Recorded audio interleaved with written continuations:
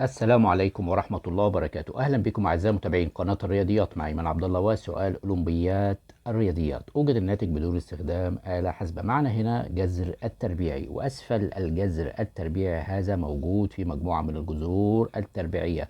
موجود عندك الجذر التربيعي ل 225 زائد الجذر التربيعي ل 60 زائد الجذر التربيعي ل 84 زائد الجذر التربيعي ل 140. المطلوب إيجاد هذه القيمة لمجموعة الجذور، طبعا بدون استخدام آلة حاسبة. يمكنك تثبيت الفيديو ومحاولة إيجاد الحل بنفسك. على بركة الله نبدأ مع بعض عرض الفكرة وعرض الطريقة.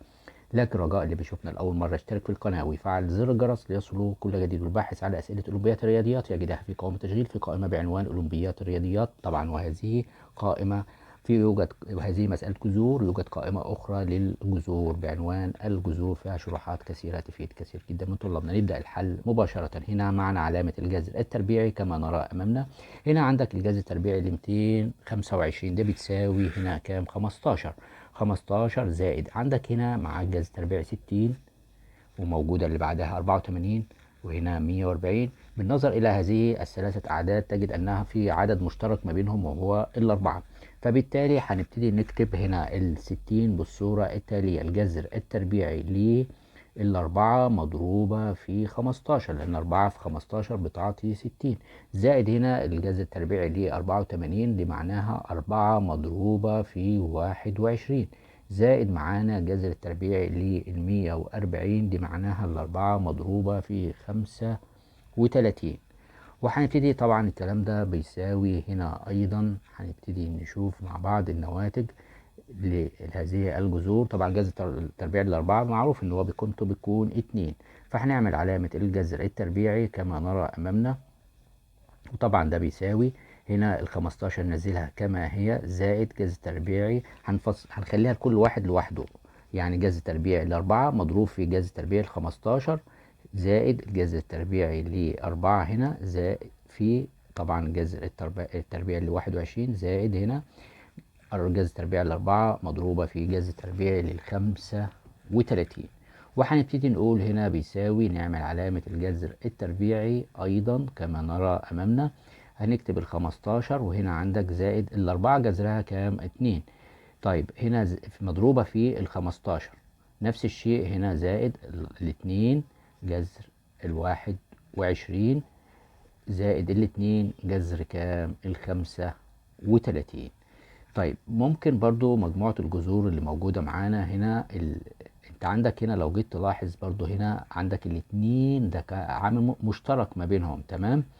فبالتالي هنقول هنا بيساوي ونعمل جذر التربيعي. هنا نكتب ال15 هنا زائد هناخد الاتنين وناخد نفتح بقى اقواس نكتب الجذر 15 تربيعي، بس ممكن 15 نقسمها لجذرين: جذر 3 في جذر 5، يعني 3 في 5 ب15، زائد نفس الشيء ال21 يبقى جذر 3 في جذر كام؟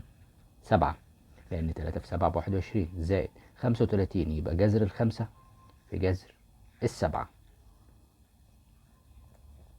ونقفل طبعا الأقواس بتاعتنا. وهنا نقول برضو هنا بيساوي معانا هنا احنا عايزين نتذكر القاعدة الجبرية اللي كانت بتقول لي ايه: الاي زائد البي زائد السي الكل تربيع ده بتساوي ايه تربيع زائد البي تربيع زائد السي تربيع زائد 2 اي بي زائد اي سي زائد بي سي. هذه القاعدة الجبرية لو جينا نلاحظ هنا هتلاقي عندك الاتنين مضروبة في الأقواس دي هي نفس المتواجد معاك هنا في الخارج. يعني إذا إحنا ممكن نقول إن ال A بتساوي الجذر التربيعي للثلاثة، وال B بتساوي الجذر التربيعي للخمسة، وعندك كمان ال C بتساوي الجذر التربيعي للسبعة. فبالتالي ال A تربيع بتساوي 3 وال B تربيع دي بتساوي الخمسة وال C تربيع دي بتساوي السبعة. طيب لذلك المجموع بقى ناخد ال A تربيع زائد ال B تربيع زائد ال C تربيع هنا دي بتساوي هنا نجمعهم التلاتة زائد الخمسة زائد السبعة يطلع 15. طيب لو جينا ان احنا الجذر التربيعي بنساويه بالصيغة التالية: طبعا ال A زائد ال B زائد ال C الكل التربيع طبعا أسفل الجذر كل الكلام ده.